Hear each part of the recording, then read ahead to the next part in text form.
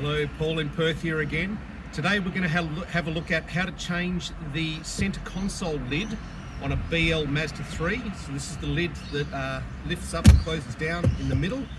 And sometimes maybe you get a child has put some texture on the top, or maybe you've had something sharp go across the top and put a mark in it, and you want to be able to change this lid.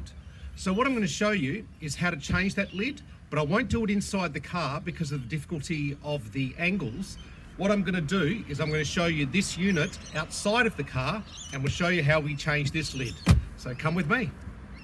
Okay, so here we are with a center console outside of the vehicle, and you'll notice we've got what we're going to pretend is a replacement lid. So these hinge through a couple of roll pins here, and we need to get access to those roll pins.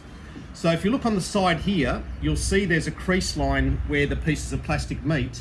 If you slip your flathead screwdriver in there, you'll find that you can separate those bits of plastic apart. And if I do the same on the other side,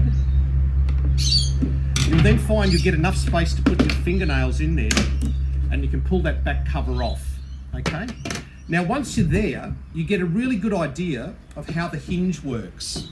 So if you look at that, you'll see that these roll pins here are what actually are the hinge. Okay, so what we need to do is get those two roll pins out.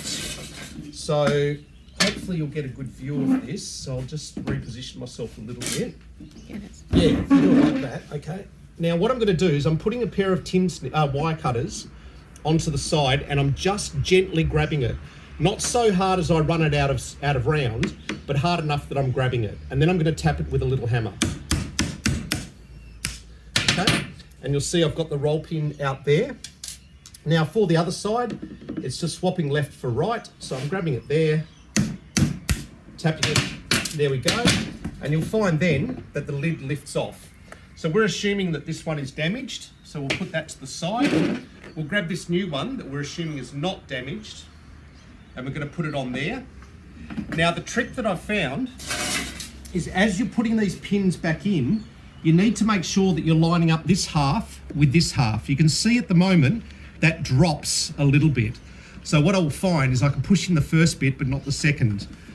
You need to lift it up. See how I'm lifting it up just that little bit to get it lined up, and then you'll find that you can push it in the rest of the way. Equally so on the other side, you'll be able to pop it in the first bit. Make sure you get that second bit lined up. So you can see that's the amount of movement I've got there. So line that up and give it a little tap to go in, okay? And then at that point, you've got your hinge operating correctly, and you can then pop your back panel back on. Okay, so that's the job complete. So it's really, really easy. It's well worth doing if you've got a damaged lid. So please do feel that you can do it. As you can see, it's quite easy. And all you needed was a small hammer, a pair of side cutters, and a small flathead screwdriver. Now, if you've enjoyed this, please like, subscribe, and comment, and tell me what country you're from. I love hearing that I'm helping people in other countries. I also love hearing that I've helped people in Australia. Okay, so thanks a lot from Paul in Perth. I'll see you next time.